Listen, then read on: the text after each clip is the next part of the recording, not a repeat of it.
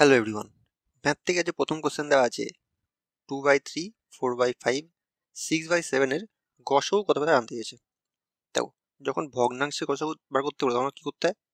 দেওয়া আছে 2/3, 4/5 আর 6/7, ঠিক আছে। এক্ষেত্রে যখন গসাগু বার করতে হবে অর্থাৎ এইচসিএফ বার করতে হবে, তখন আমাদের কি করতে হবে?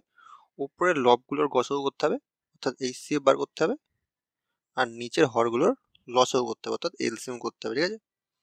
তাহলে যদি আমরা উপরে লবগুলোর 2, 4, 6 আছে, এটা যদি গসাগু বার করি তাহলে কত আসবে? এখান থেকে কমন পোর্শন কোনটা আছে? এখান থেকে কমন পোর্শন আছে 2, তাহলে এখানে হয়ে যাবে 2 ডিভাইড বাই, আর নিচে হরগুলো 3, 5, 7 এর যদি আমরা লসাগু করি, তিনটে বিজোড় সংখ্যা আছে, তাহলে গুণ হয়ে যাবে 3 5 15, 7 15 105। তাহলে আমাদের গসাগু কত দাঁড়াচ্ছে? গসাগু দাঁড়াচ্ছে 2/105। ঠিক আছে, আমাদের অ্যান্সার অপশন বি তে আছে 2/105। অপশন বি হয়েছে সঠিক উত্তর। চলো পরের কোশ্চেন দেখা যাক। পরবর্তী কোশ্চেন আছে, সব থেকে বড় কোন সংখ্যা দ্বারা 25, 73 এবং 97-কে ভাগ করলে প্রতি ক্ষেত্রে সমান ভাগশেষ থাকবে? দেখো, যখন এই টাইপের কোশ্চেন দেবে যে প্রতি ক্ষেত্রে সমান ভাগশেষ থাকবে, তখন কি করতে হবে? যে সংখ্যা তিনটা দিয়েছে লিখে নাও, 25, 73 আর 97, ঠিক আছে। আমাদের কি করতে হবে? আমাদের প্রথমে প্রথম দুটোর মধ্যে গ্যাপ দেখতে হবে, অর্থাৎ 25 আর 73 মধ্যে গ্যাপ কত? 8 5 13 থেকে 1, 3 আর 4 7, 48 গ্যাপ, ঠিক আছে। দ্বিতীয় আর তৃতীয় নম্বর মধ্যে গ্যাপ কত? 3 আর 4 7, 7 আর 2 9, 24, ঠিক আছে। আর 1 আর 3 এর মধ্যে গ্যাপ কত? 5 আর 2 7, 2 আর 7 9, 72, ঠিক আছে। তাহলে আমাদের গ্যাপ বেরোলো হচ্ছে 48, 24 আর 72, ঠিক আছে। আমাদের জানতে চেয়েছে সব থেকে বড় কোন সংখ্যা। তাহলে এটা কি করতে হবে? সব থেকে বড় সংখ্যা বার করতে হলে এটার গসাগু বার করতে হবে, অর্থাৎ এইচসিএফ বার করতে হবে, ঠিক আছে। তাহলে এখান থেকে সব থেকে বড় কমন কমন যাচ্ছে কোনটা?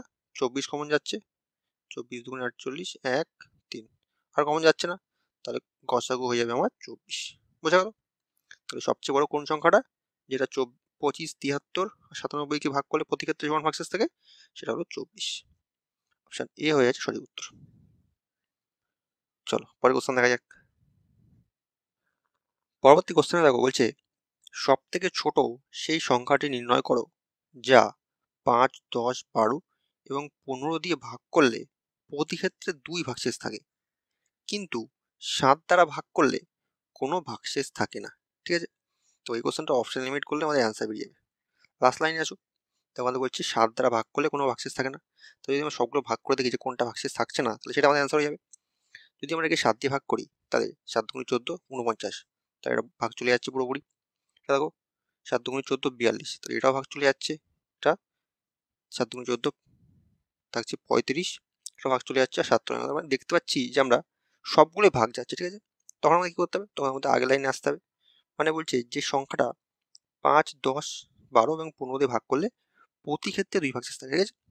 তাহলে প্রতি ক্ষেত্রে 2 ভাগশেষ থাকে মানে আমরা যদি এই সংখ্যাগুলোর থেকে 2 বিয়োগ করি, তাহলে কি এই সংখ্যা দ্বারা পুরোপুরি বিভাজ্য হয়ে যাবে, বুঝতে পারলে? তাহলে যদি আমরা এটা বিয়োগ করি, তাহলে আমার থাকছে 187, ঠিক আছে। 187কে কি সেগুলোতে ভাগ যায়? তো 10 দ্বারা তো কখনোই ভাগ যাবে না, কারণ আমরা জানি 10 দ্বারা ভাগ যেতে গেলে শেষে একটা শূন্য থাকতে হয়, ঠিক আছে। কিন্তু আমাদের এখানে 7 আসছে, তাই তো, তাহলে ভাগ যাবে না, আমরা বুঝতে পারলাম। যদি আমরা 182 থেকে 2 বিয়োগ করি, তাহলে আমার দেখো 180 আসছে, ঠিক আছে। এবার এই 180 কি 5, 10, 12 আর 15 দ্বারা ভাগ যাচ্ছে? হ্যাঁ যাচ্ছে, দেখো 5 দিয়ে ভাগ করলে 3 5 15, 30, 5 6 30 চলে যাচ্ছে। 10 দিয়ে ভাগ করলে যাচ্ছে, 12 দিয়ে করলে 12 কে 12, 7 60, 5 12 60 যাচ্ছে। 15 দিয়ে করলে 15 কে 15, 30, 15 30।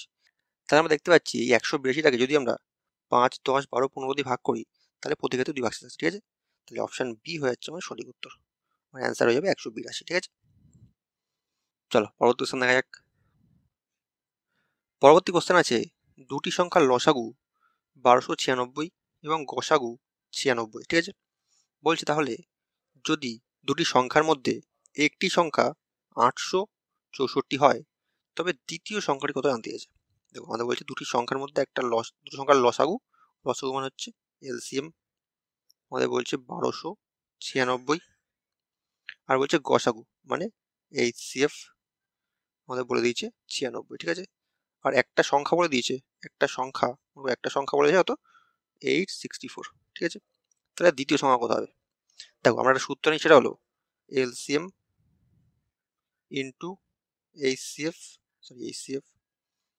এইচসিএফ ইজ ইকাল টু সংখ্যা দুটির গুণফল, মানে দুটি সংখ্যার গুণফল। ঠিক আছে, তাহলে আমরা এলসিএম পেয়েছি এখান থেকে 1296, এইচসিএফ আছে 96, আর একটা সংখ্যা পেয়েছি হচ্ছে 864। ঠিক আছে, তাহলে দ্বিতীয় সংখ্যা বার করো এখান থেকে।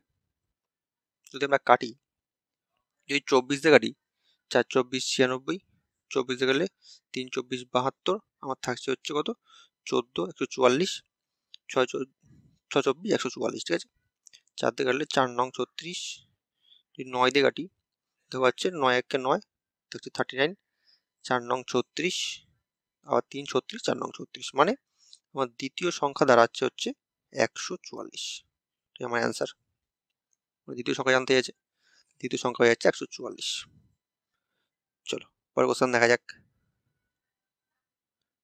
পরবর্তী কোশ্চেন বলছে দুটি সংখ্যার এলসিএম তার এইচসিএফ এর 12 গুণ। ঠিক আছে, মানে লসাগু গসাগুর 12 গুণ। বলছে এলসিএম ও এইচসিএফ এর যোগফল বলছে 403।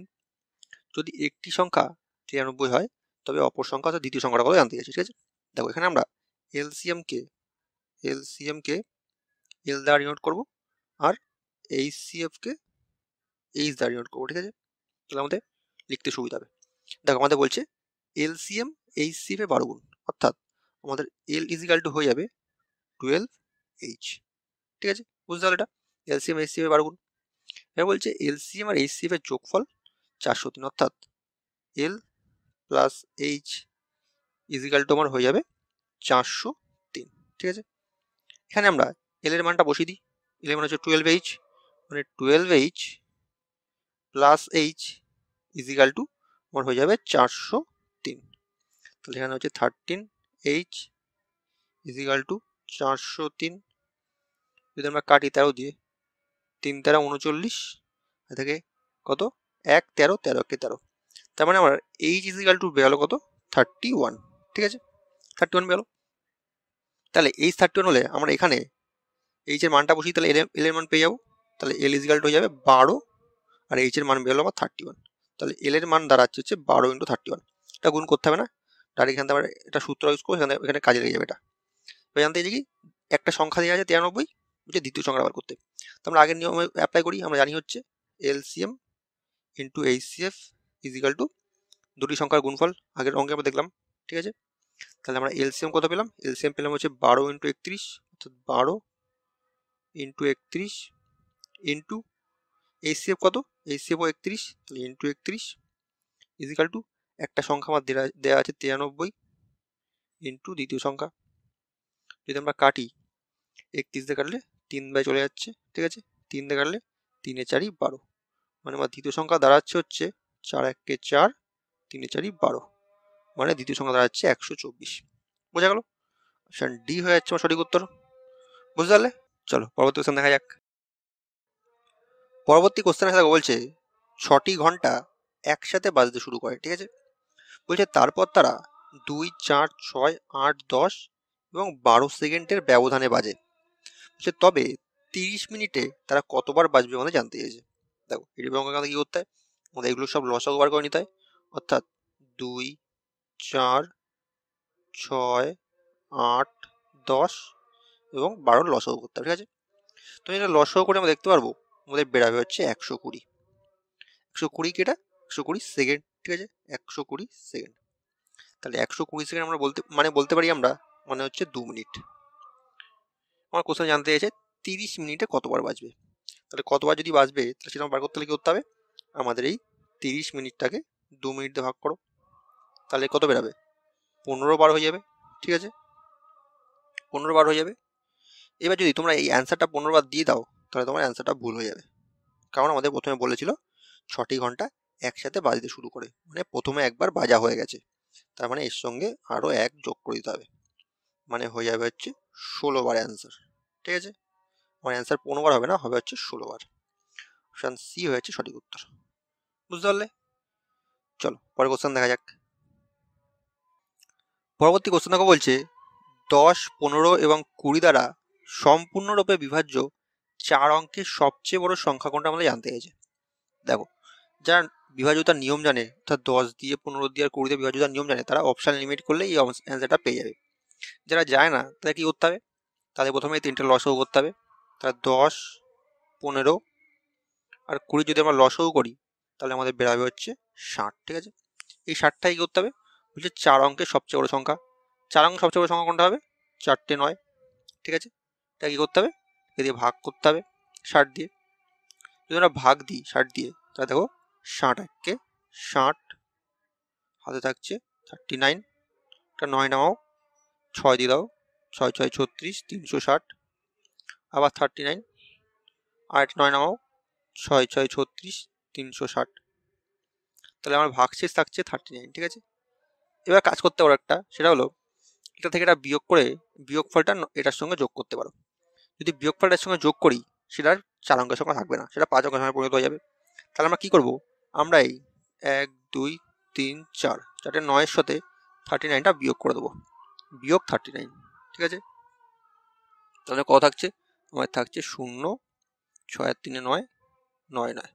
তাহলে এই 9 9 6 0 সংখ্যাটা 10, 15 এবং 20 দ্বারা সম্পূর্ণরূপে বিভাজ্য। ঠিক আছে, অপশন বি হয়ে সঠিক উত্তর। এই গেল বেসিক নিয়ম। এবার যারা বিভাজ্যতার নিয়ম জানে, সেটা হলো 10 দিয়ে 15 দিয়ে 20 দিয়ে বিভাজ্যতার নিয়ম জানে। যে দেখো, 10 দ্বারা বিভাজ্যতার নিয়ম কি? 10 দ্বারা বিভাজ্যতার নিয়ম হলো সংখ্যাটা শেষে একটা শূন্য থাকতে হবে। ঠিক আছে, তাহলে এটার আছে, এটার আছে, এটার আছে, এটার নেই, তাহলে এই অপশনটা প্রথমেই বাদ চলে যাবে। বোঝা গেল? এবার 15 আসছে, 15-এর মধ্যে আমরা কি পাই? 3 পাই, আর 5 পাই, 3 5 15। 3 দ্বারা বিভাজ্যতার নিয়ম কি? 3 দ্বারা বিভাজ্যতার নিয়ম হলো সংখ্যাগুলোর যোগফল যদি 3 দ্বারা ভাগ যায়, তবে সেটা 3 দ্বারা বিভাজ্য। ঠিক আছে, তার এখানে কত আছে? 3 3 3 3 3 9 আছে, 3 নং 27 হবে, 9 9 9, 3 নং 27, 27কে কি 3 দিয়ে ভাগ যায়? তাহলে এটা হতে পারে। 9 9 6 আছে, 9 2 18 আর 6 24, এটা হতে পারে 3 দিয়ে ভাগ যায়। এটা হচ্ছে 9 9 18 আর 8 26 হয়ে যাচ্ছে, 26কে 3 দিয়ে ভাগ যায়? যায় না। তাহলে অপশান সি আমার কাটা চলে গেল। তো দুটো অপশান বাদ চলে গেল, থাকলো কি? থাকলো হচ্ছে আমার এই দুটো অপশান। এবার দেখো, আমরা যদি এই 20-তে আসি, এখানে আমরা কি পাই? একটা 4 পাই। ঠিক আছে, আর একটা 5 পাই।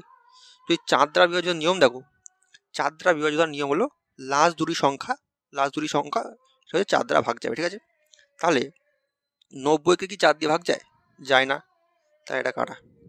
60কে যায়? হ্যাঁ যায়, 4 পুরো 60। তাহলে আমার এই একটা অপশনই বাকি থেকে যাচ্ছে, সে দেখো 9 9 6 0 আমার সেই অ্যান্সার, আগের অ্যান্সার আসলো। ঠিক আছে, যারা এই নিয়মটা জানে তারা মুখে মুখে অ্যান্সারটা খুব তাড়াতাড়ি বের করে নিতে পারবে। এতটা যারা আমি তো বোঝালাম বলে এতক্ষণ টাইম লাগলো, যারা জানে খুব তাড়াতাড়ি অ্যান্সার বের করে নিতে পারবে। তাহলে আমার 9 9 6 0 হয়ে যাবে আমার সঠিক উত্তর। বোঝা গেল? চলো পরে কোশ্চেন দেখা যাক। পরবর্তী কোশ্চেন দেখো, এই টাইপের কোশ্চেন তোমাদের আগে দিন একটা করানো হয়েছিল, একটু পার্থক্য আছে। বলছে সংখ্যাটির অঙ্কগুলো যোগফল দিয়েছে। দেখো বলছে কি, একজন ছাত্রীকে একটি সংখ্যাকে 7/8 দিয়ে গুণ করতে বলা হয়েছিল। বলছে সে ভুল করে 7/8 দিয়ে ভাগ করে দিয়েছে, যার ফলে উত্তর 15 বেশি এসেছে। বলছে তাহলে সংখ্যাটির অঙ্কগুলো যোগফল কত মানে জানতে গেছে, মানে মেন যে সংখ্যাটা তার অঙ্কগুলো যোগফল জানতে গেছে। দেখো, কোনো সংখ্যাকে সে 7/8 দিয়ে আমাদের গুণ করতে দিয়েছে, কিন্তু সে ভুল করে 7/8 দিয়ে ভাগ করেছে। দেখো, কোনো সংখ্যাকে 7/8 দিয়ে ভাগ করা আর 8/7 দিয়ে গুণ করা একই নিয়ম। আমি কি বললাম আগে শোনো।